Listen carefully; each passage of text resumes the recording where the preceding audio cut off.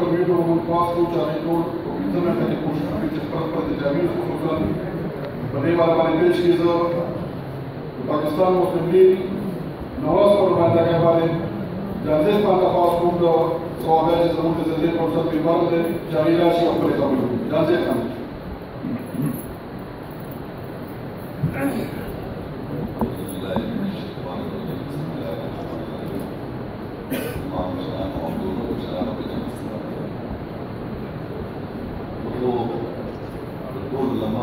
Vale,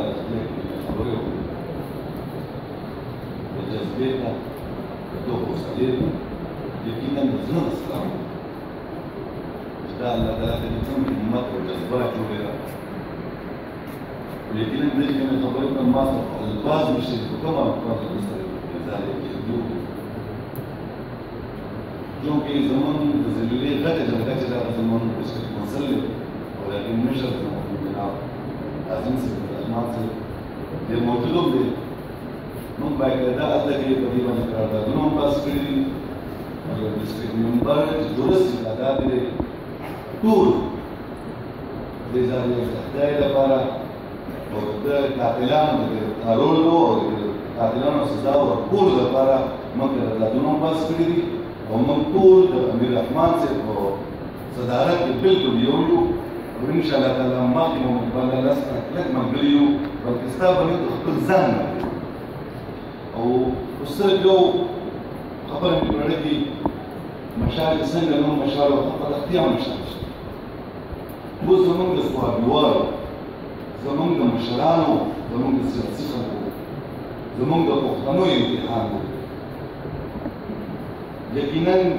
جدال المشاعر برناك إن شاء الله تعالى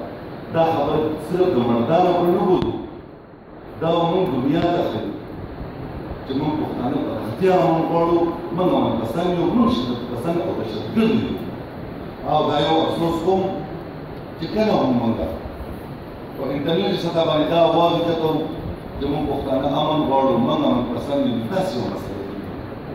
او زما په خیال کې خو دوره یې راوشتنه چې مشال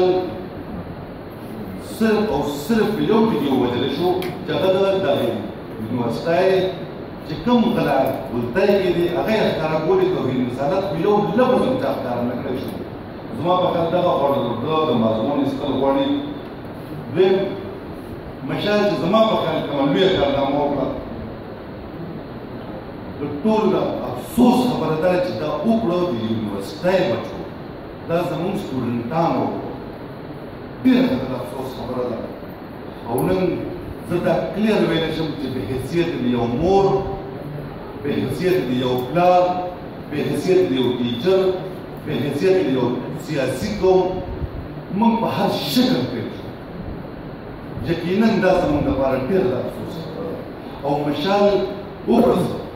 تر ټولو مخکې دا غواړم چې مشال یو سوال اوچت کړو دا صرف سوالوالو دپاره نه اوچت کړی دا سوال انټرنیشنل سره باندې خصوصا د پاکستان د قیادت د یو سوال مخې ته کېښود چې دا زموږ تعلیمي نظام دی دا د سوال خبره ده زه مخکې نه هم وایم چې زموږ کوم تعلیمي ادارې دي هغه یو ډاکټر پیدا کوي هغه یو انجینیر پیدا کوي هغه یو ساینسدان پیدا کوي هغه یو پایلټ پیدا کوي خو د افسوس خبره ده چې انسان نه دا زموږ لپاره خاص سوال خبره ده چونکه زه پاکستان مسلم لیگ نوم سره تعلق لرم صحابین اقبال لالا مشال صرف ستا زیدو ټولو صحابه اولادو او انشاءالله تعالی د پاکستان مسلم لیگ د پلیټفارم نه په حیثیت د ډسټریکټ کونسل زموږ خاندان پارټي نه زموږ خاندان لپاره څنګه څنګه نور ټینګار زموږ مشران ناست دي خبرې